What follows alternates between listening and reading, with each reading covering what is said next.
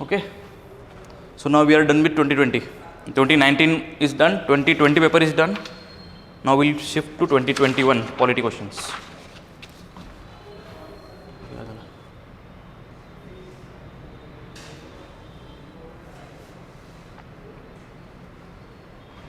हा पण पॉलिटीचा क्वेश्चन नाही आहे.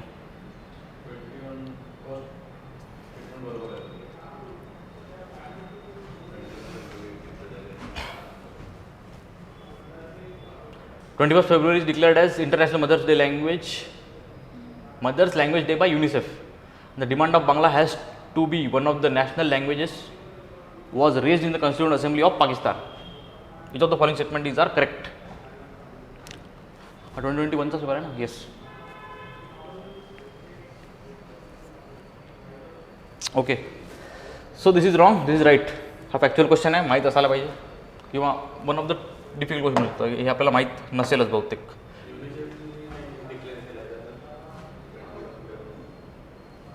Actually I also don't know. Check करा एकदा कोणी डिक्लेअर केला आहे. मला असं वाटतं युनिसेफ 21 फेब्रुवारी आहे का पण आहे. Okay.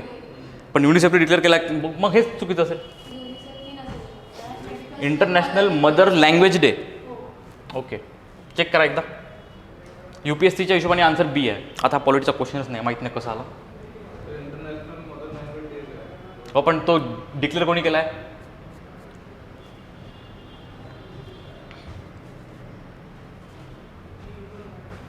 We are not suppose to solve all each and every question. युनेस्कोनी केला आहे म्हणून आन्सर रॉंग आहे. ठीक आहे. So such questions are to be left. आता तुम्हाला हे जर माहीत असेल ना तर तुम्हाला एक हे होईल की नाही मार्क करूच आपण. आपल्याला एक स्टेटमेंट माहिती आहे तर only statement correct is the second statement. Demand of Bangla हे तर हे पॉलिटिक्स आहे part. Demand of Bangla has to be one of the national language was raised in constitution assembly of Pakistan. Pakistan east Pakistan west Pakistan होता तेव्हा. तर this is logically correct statement. But first आपल्याला माहीत असण्याची थोडीशी प्रॉबिलिटी कमी आहे. Anyways we are not suppose to solve each and every question. Averagely तुम्हाला सांगतो मी 100 पैकी we need to solve around 75-80. ठीक आहे ना. अशी लोक आहेत जे 95-98 क्वेश्चन करून येतात पण त्यातले होणारे फारच कमी आहे. आणि अशी आहे की 60 वरच थांबतात त्याच्यातली होणारे कमी आहे. मॅक्सिमम मेजॉरिटी जे लोक क्वालिफाय होतात prelims those are between 75 to 85. हे एवढे क्वेश्चन सॉल्व करायला लागतील तुम्हाला, नाहीतर मग निगेटिव्ह मार्किंग आणि ते तुम्ही फसून जाल कुठेतरी.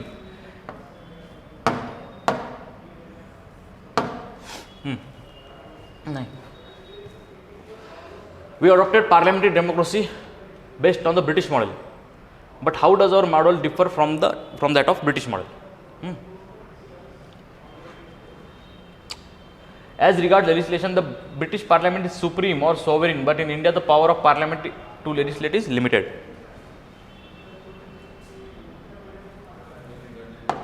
This is correct statement. British Parliament is supreme. In India, what is supreme? Constitution is supreme. Parliament is limited. This is right. This is the difference actually. ठीक है ना. पहला correct है. In India, matters related to constitutionality of the amendment of an act of the Parliament are referred to the constitutional bench by the Supreme Court. Basically काय म्हटलं constitutional amendment ला जर कोणी चॅलेंज केलं then it is referred by constitutional bench of the Supreme Court. Yes, this is also right answer. Constitutional bench म्हणजे at least 5 judges. This is also mentioned in the constitution and this is not applicable to British model. ते एवढे amendment करतात त्यांच्याकडे असं constitution return आहेच नाही. तुम्हाला माहिती असेल there is no written constitution in Britain. Every act law से सरळ सरळ ॲक्ट ॲज अ कॉन्स्टिट्यूशन समजा. आन्सर इज करेक्ट स्टेटमेंट ना. Both C 7. ते हाच तर फरक आहे ना. हा फरक कळला. हा कॉन्स्टिट्यूशनल अमेंडमेंटचा फरक आहे. तिथे कॉन्स्टिट्यूशनल अमेंडमेंट असं टाईप काही आहेच नाही. ते जे काही करतात कॉन्स्टिट्यूशनल अमेंडमेंटच आहे कारण की कॉन्स्टिट्यूशनच नाही आहे. रिटर्न कॉन्स्टिट्यूशन आहेच नाही UK मध्ये. Return constitution is in America first return constitution. ठीक आहे. UK मध्ये नाही आहे.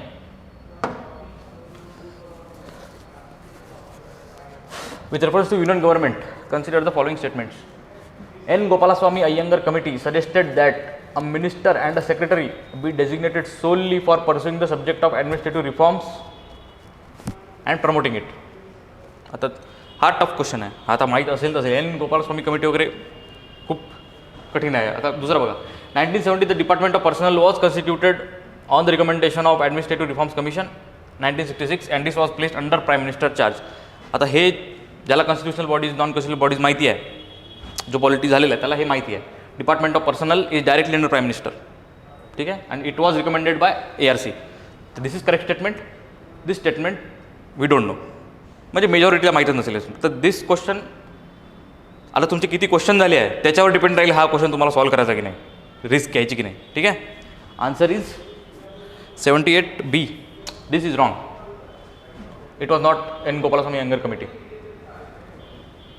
ठीक आहे.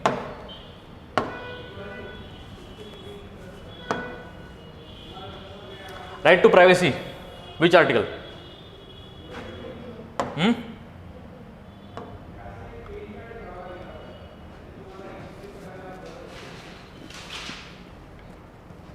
Right to privacy is under article 21, right to life. Puttaswamy case आत्ता 2017 मध्ये झाली, supreme court Puttaswamy case. Right to privacy is article 21.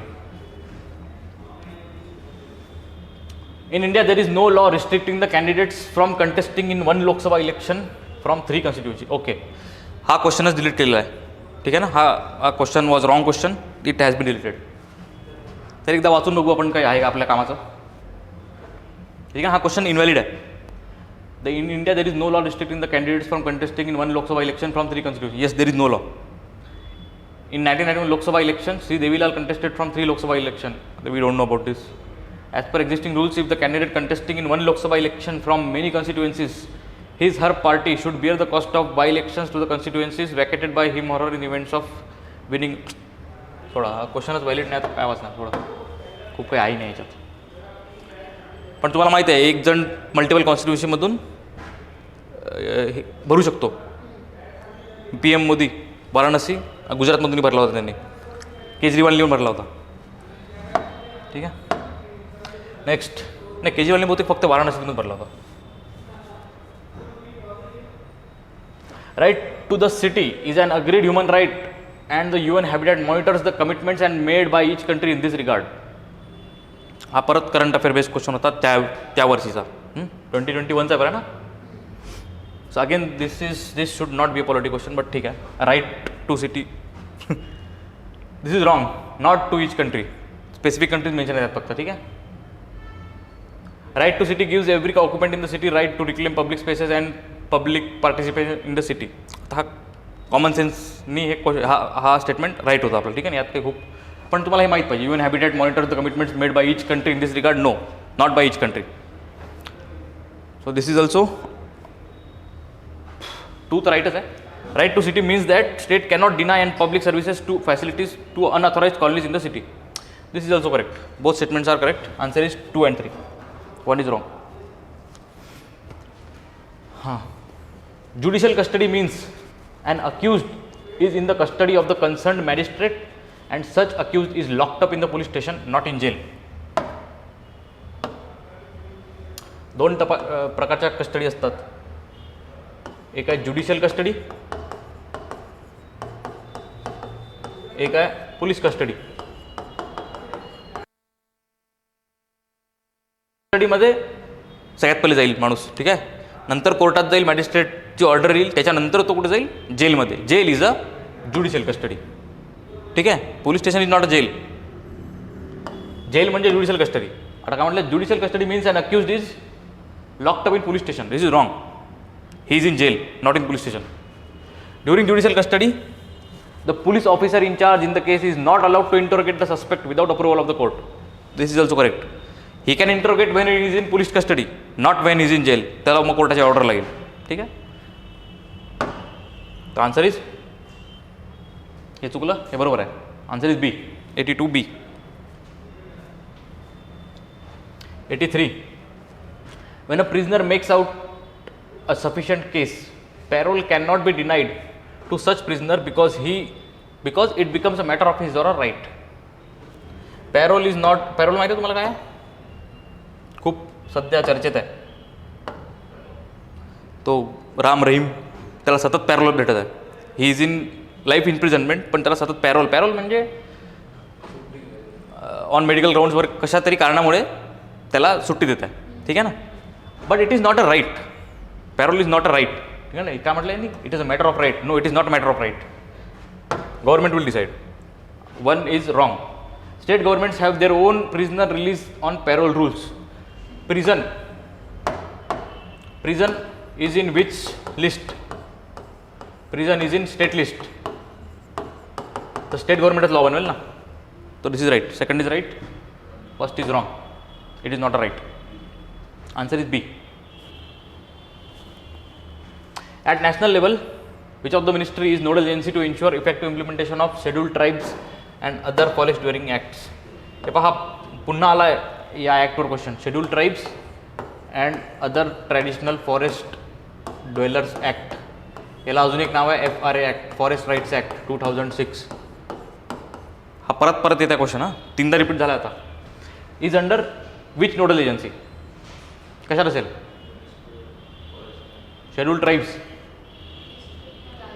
Tribal area. This is one of the simplest questions.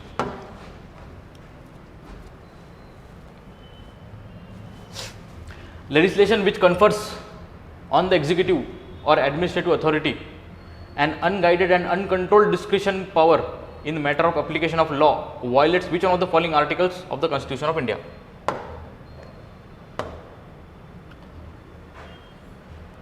काय म्हटलं आहे त्याला? Legislation which confers an executive और administrative authority. Executive body म्हणजे bureaucracy समजा.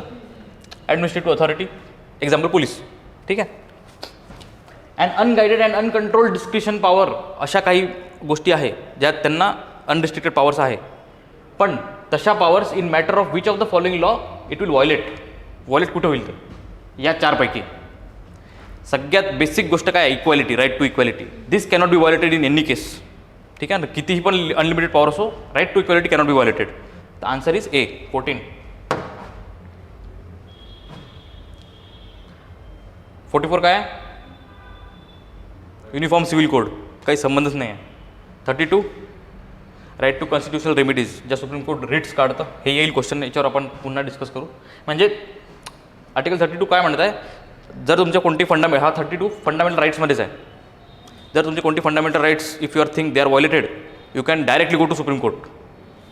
तर दिस इज कॉन्स्टिट्युशनल रेमिडी आहे एक. ठीक आहे. Article 32. Article 28 again this is religious, काय म्हणतात, कल्चरल अँड एज्युकेशन राईट्स आहे. हा पण नाही आहे. Article 14 is the main right here. ठीक आहे ना. सगळ्यात इम्पॉर्टंट राईट तोच आहे. This cannot be violated. 85A. Which one of the following in Indian polity is an essential feature that indicate it is a federal character? It has a federal character.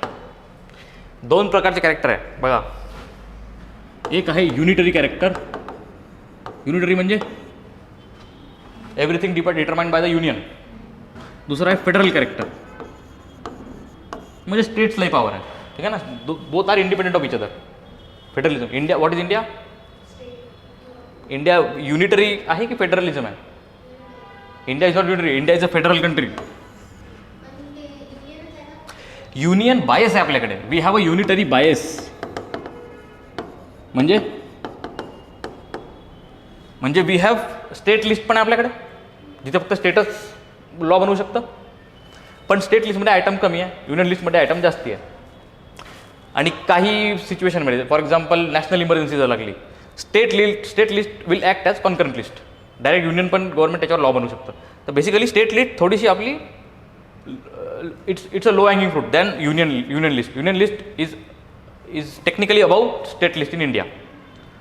पण because we have separate state list, state can make its own law independent of union. We call it as a federal structure. India is a federal country. Federalism is a basic structure of Indian constitution as determined by Supreme Court. ठीक आहे. तर एक आपला unitary bias आहे फक्त, एवढं ठीक आहे. युनिटरी बायस आहे. बायस म्हणजे झुकाव, युनियनकडे झुकाव पाहिजे असते. ठीक आहे ना. तर एक आहे युनिटरी आणि एक आहे फेडरल. तर हे तर कळलं तुम्हाला. आता यांनी काय विचारलं आहे? Which one of the it is a feature of federal character. Federal कॅरेक्टरचा कोणता फीचर आहे याच्यात? Independence of judiciary is safeguarded.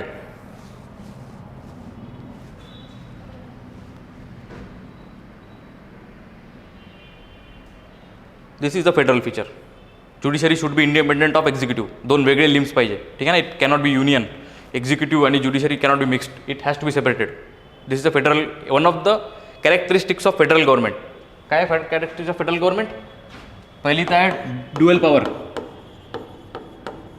Dual power म्हणजे स्टेटला वेगळी पॉवर, युनियनला वेगळी पॉवर. नंतर इंडिपेंडंट ज्युडिशरी.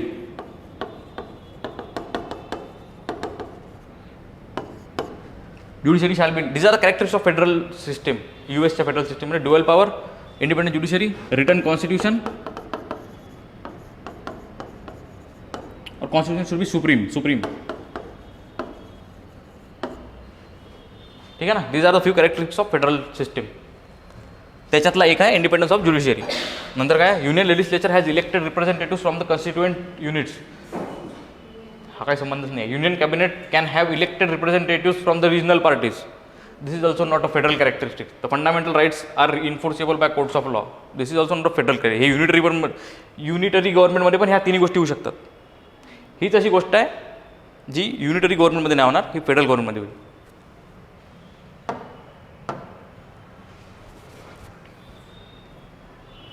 तो 86A best defines the term state. Community of persons permanently occupying definite territory independent of external control, possessing an organized government. Politically organized people of defined territory possess an authority to govern them, maintain law and order, protect their natural rights, safeguard their means of sustenance. What is a state? Definition of a state. 4-5 गोष्टी आहे स्टेटमध्ये. एक तर पाहिजे definite territory पाहिजे आपल्याला, ठीक आहे. दुसरं काय पाहिजे? Population, defined population. तिसरं पाहिजे सॉव्हरेनिटी. बस we can assume that it is a state. आता बघा सेकंड स्टेट, पहिल्या इथं काय कम्युनिटी ऑफ पर्सन्स म्हणजे population, permanently occupying a definite territory, independent of external control म्हणजे काय? Sovereignty, policing and organise government. अजून एक चौथा याच्यात organise government. Answer is A. आता बघा याच्यात दुसऱ्या स्टेटमध्ये काय लिहून आहे? Politically organised people of a definite territory policing and authority to govern them, maintain law and order, protect them from protect their natural rights, safeguard means of sustenance.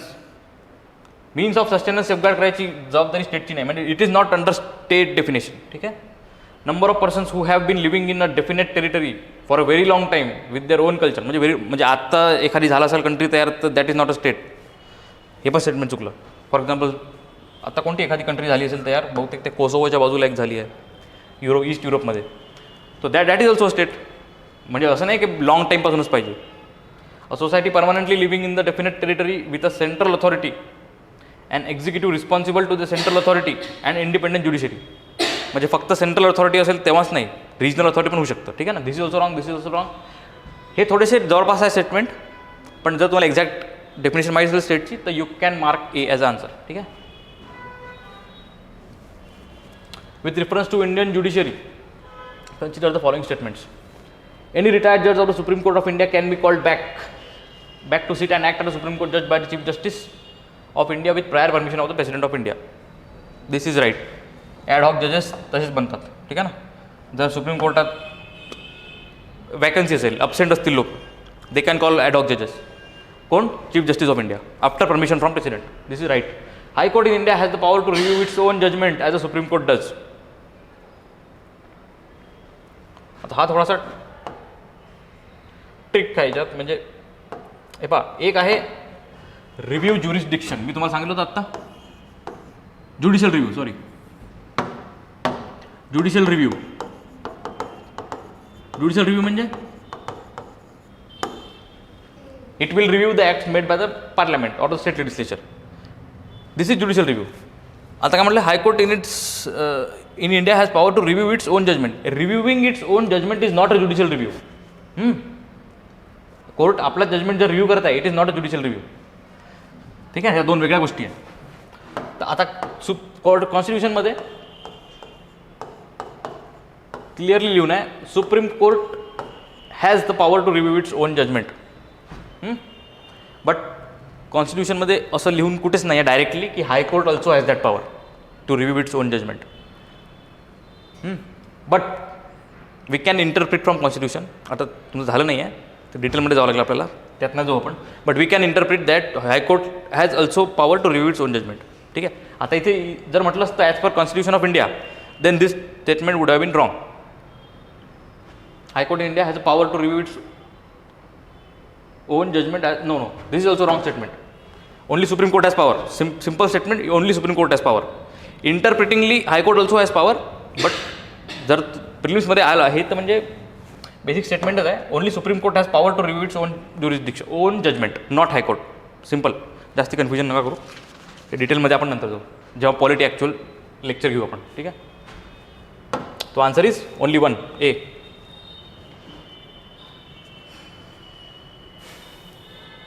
With reference to India consider the following statements. आता मी तुम्हाला म्हटलं ना हे जर हे कॉन्स्टिट्यूशनमध्ये directly लिहून नाही आहे की हायकोर्टला पॉवर आहे की नाही, पण we have interpreted.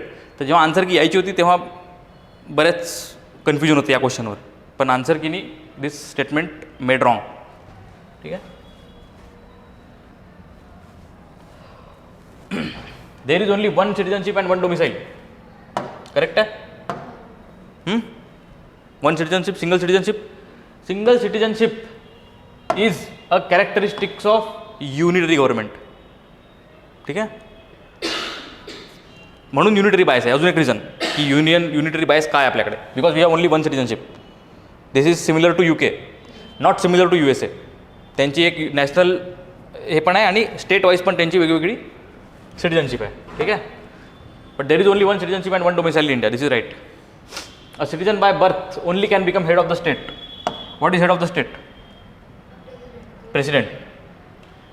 The Indian citizen which is only by birth, जो by birth Indian citizen है, only he can be a president. Is this right or wrong? Wrong. Any citizen who is a citizen of India, citizenship कशी भेटते? एक तो by birth, by descent, birth, by descent, by registration, by naturalization,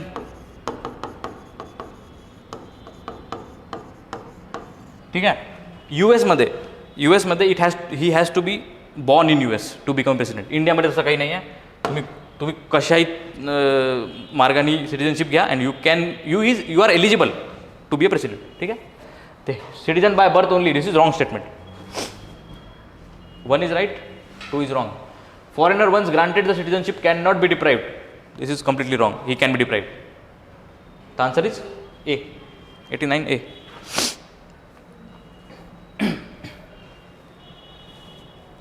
Which one of the following factors constitute the best safeguard of liberty in a liberal democracy? Liberty कोण ensure करतं, म्हणजे याच्यातलं काय ensure करतं? बेस्ट सेफगार्ड ऑफ लिबर्टी म्हणजे basically liberty कोण ensure करतं या चारपैकी?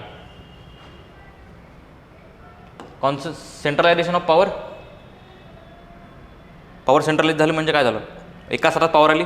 Will that lead to liberty? It will lead to dictatorship. It will not lead to liberty. Elected government. चायनामध्ये पण गव्हर्नमेंट इलेक्ट होते, but it does not mean it safeguards liberty. Elected government हा काय criteria नाही आहे. Government कोणती पण elect होऊ शकतं. प्रॉब्लेम आहे या दोनमध्ये. सेपरेशन ऑफ पॉवर्स म्हणजे काय? Decentralisation. Decentralisation will ensure liberty. तर this can be right answer. आणि पहिला आहे कमिटेड ज्युडिशरी. आता what is committed judiciary? Committed judiciary म्हणजे तुम्हाला काय वाटतं अंदाजी? कमिटेड ज्युडिशरी म्हणजे नाही, इंटिग्रेटेड नाही म्हणता येणार त्याला.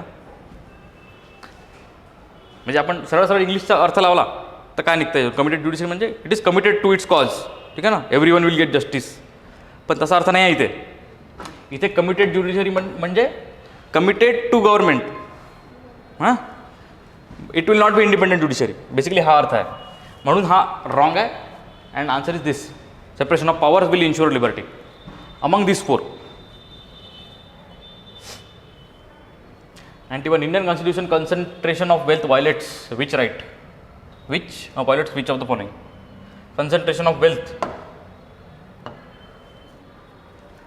Directive principle of state policy. सरळ सरळ लिहून त्याच्यात we need to eradicate article 39 मध्ये लिहून आहे. म्हणजे डिस्ट्रीब्युशन असं झालं पाहिजे रिसोर्सेसचं की it should not lead to concentration of wealth. सरळ सरळ लाईनच लिहून आहे. म्हणून मी तुम्हाला सांगतो पुन्हा हा सरळ सरळ कॉन्स्टिट्यूशनमधून उचलला आहे ही line. Fundamental rights, DPSP, fundamental duties हे 3 म्हणजे आपल्याला नंबर आणि काय लिहून आहे हे सगळं माहीतच पाहिजे. तर other than books you should have that bare act constitution with your in hand. ठीक आहे ना. ऑनलाईन किंवा ऑफलाईन काही पण. ऑनलाईनच पकडा, खूप मोठं होऊन जाईल ऑफलाईन काढलं तर. ठीक आहे. ऑनलाईन ते पण सोबत ठेवा. ते वाचत झाला त्याच्यातली लँग्वेज नाही का मग आपल्याला काही दिवसांनी कळेल. असं लगेच तुम्ही वाचलं ना ते लँग्वेज फारच कठीण आहे. थोडीशी लिगल लँग्वेज आहे त्याची. कॉन्स्टिट्यूशन वाचत चला आणि तुमचं पॉलिटी बुक वाचा, कम्पेअर करा आणि मग तुम्हाला ती लँग्वेज कळेल त्यात काय लिहून आहे. Which one of the following what is the position of the right to property in India. अच्छा हां, what is the position of right to property in India. Right to property माहिती आहे. व्हेन कॉन्स्टिट्यूशन वॉज फ्रेम्ड म्हणजे initially right to property was a fundamental right. ठीक आहे. Under article 19 ABCD G असेल sir. G का F आहे काहीतरी आहे. ठीक आहे. Under 19 it was a fundamental right. But 44th Amendment Act removed it as a fundamental right and shifted it to a new article. ठीक आहे. And for now it's not a fundamental right. It is in constitution but it is not a fundamental right. तर आता काय, it is a legal right available to citizens only. No, it is not available. जेव्हा हा original article 19 मध्ये होता कोणकोणत्या fundamental राईट्समधले कोणकोणते article फक्त सिटीजनसाठी आहे म्हणजे फक्त सिटीजनसाठी आहे, इंडियन सिटीजनसाठी आहे. 15, 16, 19, 29, 30. These are the 5 fundamental rights which are only available to citizens of India. Other fundamental rights are available to all and other rights also. ठीक आहे. तर जेव्हा हा होता फंडामेंटल राईटमध्ये right to property at that time this was only to citizens. पण हा जेव्हा निघाला फंडामेंटल राईटमधून नाव it is a constitutional right. कॉन्स्टिट्यूशनमध्ये मेन्शन आहे कुठेतरी it is not limited to citizens only. ठीक आहे. इट इज ओव्हरऑल राईट नाव. ठीक आहे. This is wrong. Legal right available to any person. This is right. Fundamental it is not fundamental right. Neither fundamental not legal right. ठीक आहे. आता इथे एखादी अजून आला असता कॉन्स्टिट्युशनल राईट समजा ऑप्शन आला असता तर तोही करेक्ट आहे. बेसिकली कॉन्स्टिट्युशनल राईट म्हणजे जो कॉन्स्टिट्यूशनमध्ये मेन्शन आहे. लीगल राईट म्हणजे जो एखाद्या लॉनी आला आहे, पार्लमेंट लॉनी आला आहे. पण all legal rights are constitutional rights. Sorry, all constitutional rights are also legal rights. Legal rights is a big area. याच्यात कॉन्स्टिट्युशनल राईट्स पण आले आणि याच्यात बाय लॉ जे राईट्स आहे ते पण आले. ठीक आहे ना.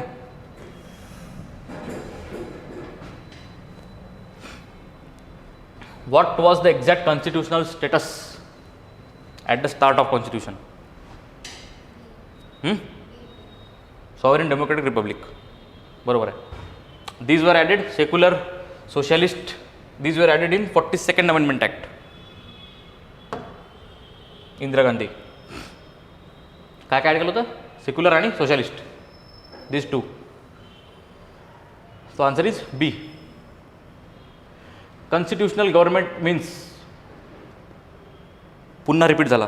कॉन्स्टिट्युशनल गव्हर्नमेंट मीन्स सांगा आता आन्सर.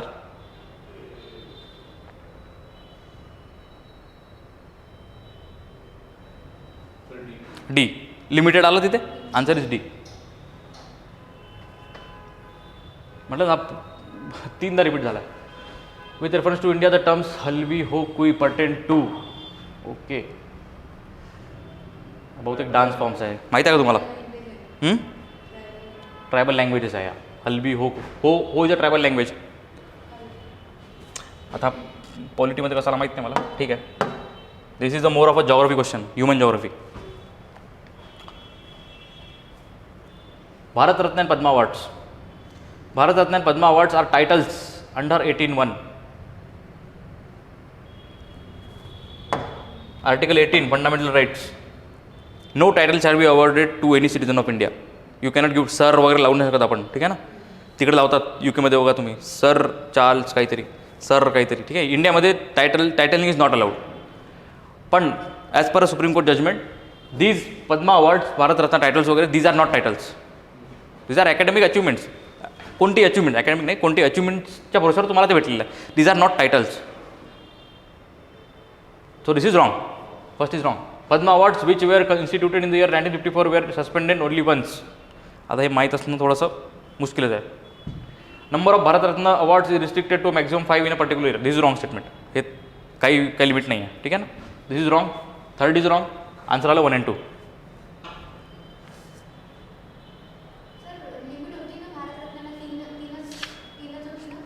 तीनच आहे का? Sorry. Number of Bharat Ratna awards is restricted to maximum of 5 in a particular year. 5 झाले आहे का? मग आन्सर इज डी देन. थांब, इथे आन्सर डी लिहून आहे. 96, 1, 2, 3 तिन्ही बरोबर आहे. ओके, एकदा चेक करा. हे भारतरत्न लिमिट आहे कायला? मी मलाही माहीत नाही. 5 झाली का? केव्हा झाली? केव्हाची न्यूज आहे? पण हा पेपर तर 2021चा आहे.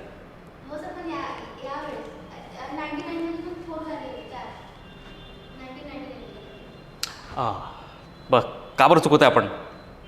नॉट करेक्ट विचारलं इथे, म्हणून चुकत आहे. नुसतं म्हटलं लिमिट अशी आहेच नाही. 3 पण चुकला आहे, 2 पण सॉरी 1, 2, 3 तिन्ही चुकले आहे. सॉरी, मॅक्झिमम 3 लिहा ना. मॅक्झिमम 3 आहे. ओके, 3ही चुकला, 2ही चुकला आणि 1 तर चुकलाच आहे. आपण पहिलेच काढला होता, म्हणून आन्सर डी आहे. बघ म्हटलं तुम्हाला इथे लक्ष द्या. इथे नॉट करेक्ट आहे की करेक्ट आहे ते तुम्हाला सांगितलं होतं मी. तुम्ही काय दिलं लक्ष? ठीक आहे. All statements are incorrect. These were suspended twice. आता हे काही लक्षात ठेवायची एक गोष्ट नाही आहे, पण हे लक्षात ठेवायला पाहिजे. किती आहे लिमिट? 3. ठीक आहे. United national capital development fund and arbor day foundation have recently recognise Hyderabad as 2020 tree city of the world. आता परत हा फॅक्च्युअल क्वेश्चन आला, करंट अफेअरचा क्वेश्चन आहे त्यावेळेसचा, ठीक आहे. This is wrong statement. It was not UNCDF, कोणता तरी वेगळा हे होता. Hyderabad was selected for the recognition of for year following commitment to grow and maintain urban forest. This is right. First is wrong. First wrong झालं तर answer is D. हा relevant नाही आता क्वेश्चन, ठीक आहे ना. फक्त एकदा चेक करून घ्या की UNCDF काय आहे वगैरे एखाद्या, कारण की क्वेश्चनमधले ऑप्शन्सच्या भरोश्यावर क्वेश्चन्स जनरेट होतात आहे. हे जर तुम्ही मागच्या वर्षी पेपर बघितले असाल तसं होतं. बाकी स्पोर्ट्सवर विचारले होते 1-2 question. Which of the following statements respect of Laureus world sports award was instituted in the year 2000. American golfer Tiger Woods was the first winner of this award. This award was received mostly by formula 1 players, no tennis players. ठीक आहे. 2 चुकला, बाकीचं माहीत नसेलही. Answer is 1 and 3 C. ठीक आहे. 1 and 3. हां